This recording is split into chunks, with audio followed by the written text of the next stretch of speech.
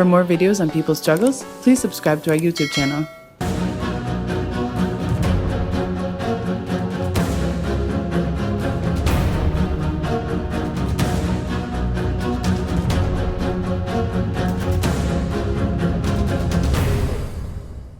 You may take the last strip of my land, feed my youth to prison cells.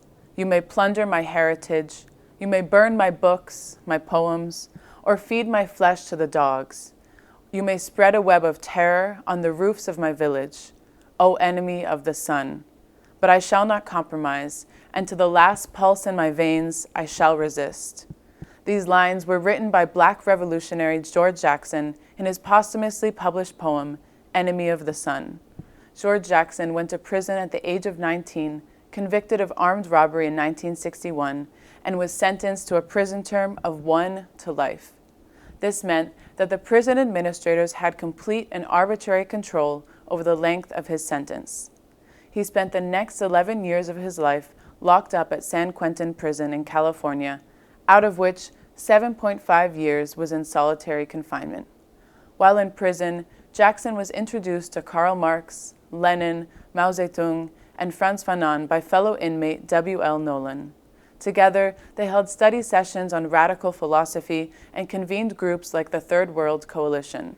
They were also the founders of the San Quentin prison chapter of the Black Panther Party. In 1970, Nolan was assassinated by a prison guard, and days later, George Jackson and fellow radical prisoners Fleda Drumgo and John Cluchette were on trial for the alleged murder of a different prison guard in retaliation for Nolan's death. On August 21, 1971, a prison guard assassinated George Jackson. Prison authorities alleged that Jackson smuggled a gun into the prison and was killed while attempting to escape. Writer James Baldwin wrote, "No Black person will ever believe that George Jackson died the way they tell us he did." Was he violent? Could he be violent? Only if people were violent to him. I can be violent also, and I imagine so can you. You see, that's the whole story of America. They take their violence and turn it back around on somebody else.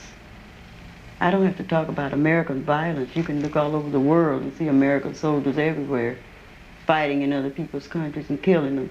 So if I were running the country in America, I wouldn't open my mouth about violence.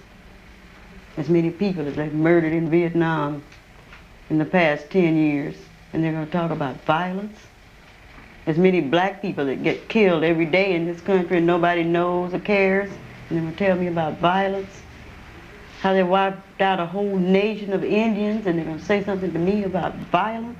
I don't want to hear it. George certainly is a symbol, but he made very, very profound and very, very concrete contributions to the Black liberation struggle in this country. Thousands, millions perhaps, of people who have read his book have seen articulated in this book the frustrations and the desires that Black people have had for hundreds of years in this country. So in that sense, he is not just a martyr.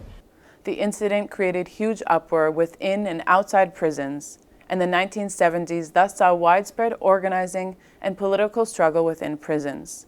Strong demands were put forward by the prisoners, ranging from an end to racism and violence by prison guards, better living conditions, medical care, and increased access to education. One of the most well-known instances of this organizing was at the Attica prison facility in upstate New York.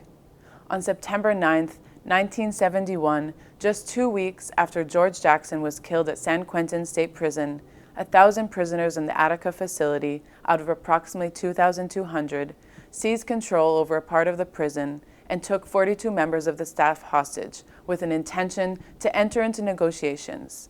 Over the next 4 days, the Attica prisoners achieved the negotiations, but at the end of it, Anthony Montero and Nelson Rockefeller ordered one of the biggest massacres of prisoners in American history. 29 unarmed prisoners were killed by the guards. The Attica uprising and massacre forever marked the conscience of millions of people in the United States. The struggle, led by George Jackson, the imprisoned workers at Attica, and millions of others, is commemorated every year during Black August. Black August honors the martyrs and leaders of the Black liberation movement demands the release of political prisoners languishing in the U.S. prisons, and calls to strengthen the struggle for Black liberation.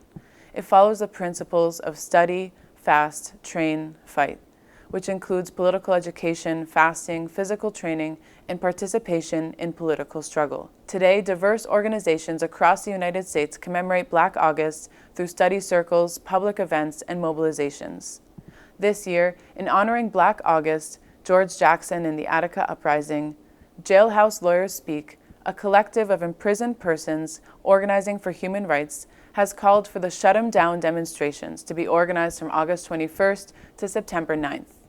This action builds from two successful national prison work strikes organized in 2016 and 2018. In the Shut 'em Down demonstrations, the organization has called for work strikes, which means that prisoners will not report to assigned jobs, sit-ins in certain prison, boycotts, which is a call to suspend all spending throughout this prison system during the dates of the demonstrations, hunger strikes, and sabotaging prison work equipment to ensure that it will not function. The key demands of the National Days of Action include 1. The end of prison slavery and repealing the 13th Amendment clause. 2. The closure of a majority of jails and prisons in each state, including federal prisons and ICE. 3. Immediately closing down all private prisons. And 4. Freeing all political prisoners in the U.S. prisons. Mass incarceration is one of the most pressing issues facing Black, Latino, and working-class communities across the United States. Over 2.3 million people are currently languishing in prisons and jails across the country, making up 25% of the world prison population. Keep watching People's Dispatch for further updates on the Shut 'em Down demonstrations and the struggles of oppressed people across the world.